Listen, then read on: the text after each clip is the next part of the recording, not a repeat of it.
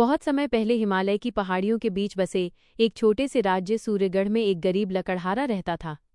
उसका नाम अर्जुन था। अर्जुन का घर जंगल के किनारे मिट्टी और लकड़ी से बना एक छोटा सा झोपड़ा था। उसके परिवार में सिर्फ उसकी बूढ़ी माँ थी। अर्जुन हर सुबह सूरज निकलने से पहले जंगल चला जाता और लकड़ियां काटकर बाजार में बेचता। उन्हीं पैसों से उसका और उसकी माँ का गुजारा होता था।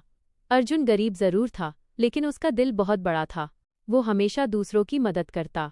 गांव वाले उसकी ईमानदारी और मेहनत की मिसाल देते थे।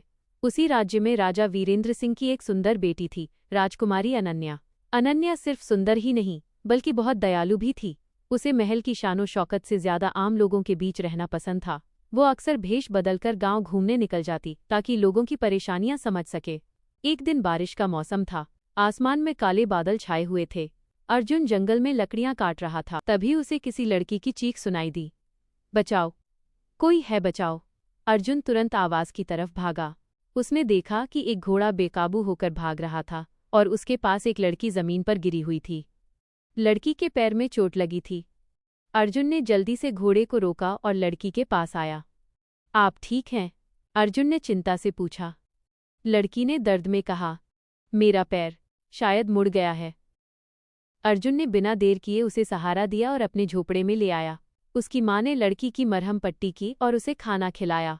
असल में वो लड़की और कोई नहीं, राजकुमारी अनन्या थी, लेकिन उसने अपनी पहचान छिपा रखी थी। रात को जब बारिश तेज हो गई, तब अनन्या ने पहली बार इतने करीब से किसी गरीब परिवार का जीवन देखा। झोपड़ी की छत से पानी टपक रहा था, लेकिन फिर भी अर्जुन और उसकी माँ मुस्कुरा रहे थे। अनन्या ने पूछा, तुम इतने गरीब हो, फिर भी खुश कैसे रहते हो? अर्जुन मुस्कुराया और बोला, खुशी पैसों से नहीं मिलती राज, मेरा मतलब है बहन जी, खुशी अपने लोगों के साथ रहने से मिलती है। अनन्या उसकी बात सुनकर मुस्कुरा दी। अगली सुबह जब बारिश रुकी तब अनन्या महल लौट गई, लेकिन जाते जाते उसका दिल अर्जुन के पास छोड़ गई। कुछ दिनों बाद अनन्या फिर उसी जंगल में पहुंची। इस बार भी उसने साधारण कपड़े पहने थे। अर्जुन उसे देखकर खुश हो गया। धीरे धीरे दोनों की मुलाकातें बढ़ने लगीं। कभी वे नदी किनारे बातें करते, कभी जंगल में घूमते। अर्जुन उसे पेड़ों, पक्षियों और प्रकृति के बारे में बताता। एक दिन अनन्या ने पूछा, अगर तुम्हें बहुत सारा धन मिल जाए तो तुम क्या करोगे? अर्जुन ने कहा, मैं अपनी माँ के लिए अच्छा घर बनाऊंगा और गांव के गरीब बच्चों के लिए स्कूल खोलूंगा। अनन्या उसकी सोच से बहुत प्रभावित हुई। धीरे धीरे दोनों को एक दूसरे से प्रेम हो गया। लेकिन अनन्या जानती थी कि अगर राजा को इस बारे में पता चला तो बहुत बड़ा तूफान आ जाएगा। एक दिन महल के सैनिकों ने अनन्या को अर्जुन के साथ देख लिया। उन्होंने जाकर राजा वीरेंद्र सिंह को सब बता दिया।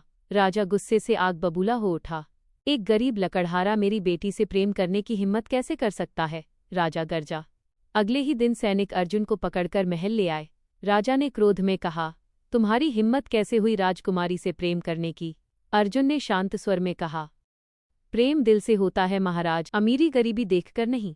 राजा और गुस्सा हो गया। अगर तुम सच में मेरी बेटी के योग्य हो तो तुम्हें एक परीक्षा पास करनी होगी। अर्जुन बोला, मैं हर परीक्षा देने को तैयार हूँ। राजा ने कहा, राज्य के उत्तर में एक खतरनाक काला जंगल है। वहाँ एक रहस्यमयी नीला फूल खिलता है। आज तक जो भी उसे लाने गया वापस नहीं आया। अगर तुम वो फूल लेकर आ गए तभी मैं सोचूंगा कि तुम अनन्या के योग्य हो या नहीं। पूरे राज्य में ये खबर फैल गई। सभी को लगा अर्जुन अब कभी वापस नहीं आएगा। लेकिन अर्जुन ने हार नहीं मानी। अगले ही दिन वह काले जंगल की ओर निकल पड़ा। जंगल बेहद डरावना था। चारों तरफ अंधेरा, जंगली जानवरों की आवाजें और ऊंचे ऊंचे पेड़। रास्ते में उसे एक घायल बूढ़ा आदमी मिला। बूढ़े ने कहा, बेटा, मुझे पानी पिला दो।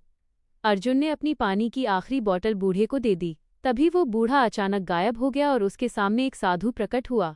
साधु ने कहा, तुम्हारा दिल बहुत साफ है अर्जुन, मैं तुम्हारी मदद करूंगा। साधु ने उसे एक जादुई दीपक दिया। जब भी मुसीबत आए इसे जलाना। अर्जुन आगे बढ़ा। रास्ते में उस पर भेड़ियों ने हमला किया, लेकिन दीपक की रोशनी से सारे भेड़िए भाग गए। आखिरकार कई दिनों बाद अर्जुन उस पहाड़ी तक पहुंचा जहां नीला फूल खिलता था। लेकिन फूल के पास एक विशाल अजगर बैठा था। अर्जुन डर गया, लेकिन उसने हिम्मत नहीं हारी। उसने दीपक जलाया। अचानक तेज रोशनी फैली और अजगर शांत होकर रास्ते से हट गया। अर्जुन ने फूल तोड़ा और वापस राज्य की ओर चल पड़ा। उधर महल में अनन्या हर दिन उसकी सलामती की दुआ कर रही थी। 3 दिन बाद जब अर्जुन महल पहुंचा तो पूरा राज्य हैरान रह गया। उसके हाथ में वही रहस्यमयी नीला फूल था। राजा भी चौंक गया। अर्जुन ने फूल राजा को देते हुए कहा, महाराज, आपकी परीक्षा पूरी हुई। राजा कुछ देर तक चुप रहा। उसने पहली बार अर्जुन की आंखों में सच्चाई और साहस देखा। उसी समय महल के मंत्री ने राजा से कहा, महाराज, जो युवक अपनी जान जोखिम में डालकर प्रेम निभा सकता है, वही सच्चा इंसान होता है। राजा की आंखें झुक गईं। अनन्या दौड़कर अर्जुन के पास आई। राजा ने गहरी सांस लेकर कहा, आज मुझे समझ आया कि इंसान की असली पहचान उसका दिल और कर्म होते हैं, धन नहीं।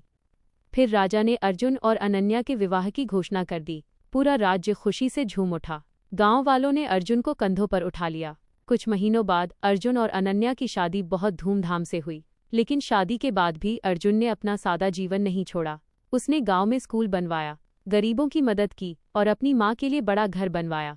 राजकुमारी अनन्या भी हमेशा उसके साथ रही।